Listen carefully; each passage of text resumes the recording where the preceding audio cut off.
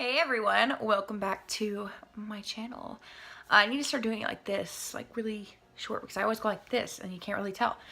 But today is another music and makeup video, and it is Good Night and Go, obviously by the title. But I really like the way this look turned out, and I chose pinks and purples, and I don't know, I feel like the whole album really has a lot of pink and purple. At least the looks I've done so far have a lot of pink and purple involved, and I don't know, I feel like it just fits really well. So subscribe my channel if you aren't already, and let's go ahead and get into the video. All right, let's just get started with Good Night and Go. I'm first going to use the Maybelline Instant Age Rewind Concealer in the shade Fair as my base. I've been doing this recently and I haven't been setting it, and it's something completely out of the ordinary for me, and I'm loving it. I don't know what it is, I just really like it. I'm going to use this guy. This is the NYX Ultimate Shadow Palette. This is the Brights one, and I mean, it's just stunning. Even to just be like crazy colors, it's beautiful. And I'm going to take this shade right here as my transition color. It's the color that's like all over the place. It's a really light pinkish peachy color. It's not too pink, it's not too peach. And I'm going to use that in my crease just to get a base down. Now I'm going to use the Anastasia Modern Renaissance. I love this palette. I have not used it in a minute on my channel. I'm going to use the shade Love Letter, which is this one right here. And I'm going to use that as the color in my crease. It's also the color right here all the way across my lash line that is kind of getting washed out from the sun. But it is there, I promise. It's just a little washed out. And I'm going to take this and I'm going to put this directly in my crease. Now I'm going to go back into my NYX Ultimate Brights palette as soon as I find a brush. And I'm going to take this really light purple lilac-y color.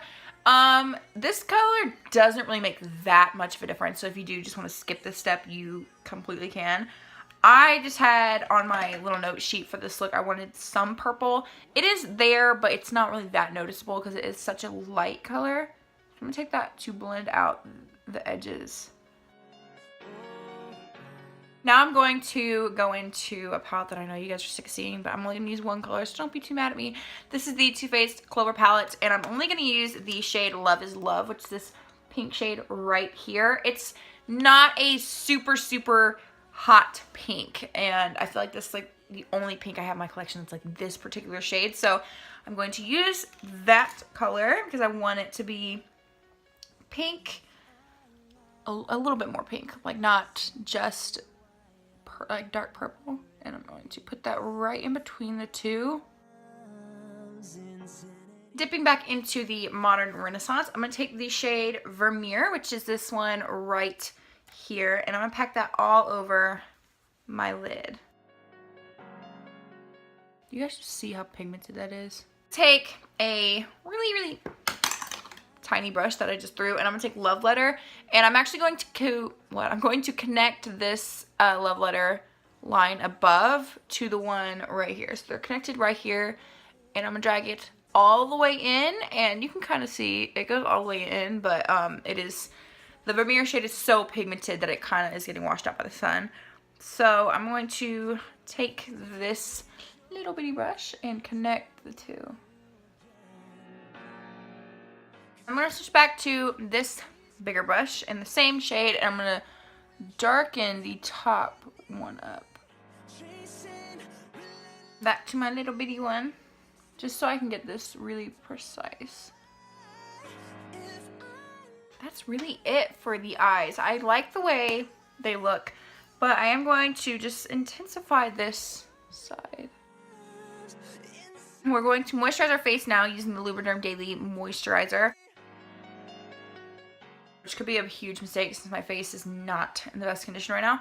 This is the L'Oreal True Match Lumi in the shade Porcelain W12 Ivory or Light Ivory. There's like 4 different names on the top. I'm going to use this, the Maybelline Fit Me Concealer in the shade 15 Fair. Now I'm going to take the Maybelline Fit Me Loose Finishing Powder in the shade 5 Fair to set that down. So I'm going to use the e.l.f. finishing powder in the shade Fair Light. I think this is called their Naturally Beautiful or something. I will have it linked down below. This is more of like a sheer powder. It's not like the Maybelline Fit Me powders. It's definitely more sheer. So if you don't want to lose all that luminosity, or you don't want to set it like intensely, you probably really like this. I like it when I don't need, like, my foundation isn't too tacky. I use this. If it's like really tacky, I use my Maybelline one. So those are my thoughts on it. I got this last year, I think, for Christmas, this little powder, and it's quite nice. I actually like it a lot more than there was a white one I had from e.l.f. I think it was their HD powder. It just didn't work on my skin. Like, it was just, it goes too thick.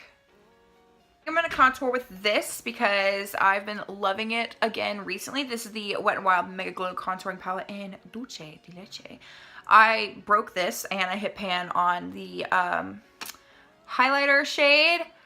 And I'm about to hit pan on the contour shade. I already have a backup of this, but I just kind of want to use it up. So now I'm going to use the Laura Geller Baked Body Frosting in Tahitian Glow. You guys know this is my favorite bronzer.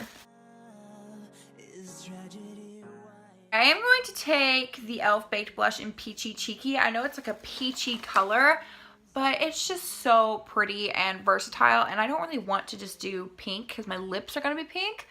So I think I'm going to do this just so it still has that pink undertone, but it's not all monochromatic because this look isn't supposed to be monochromatic.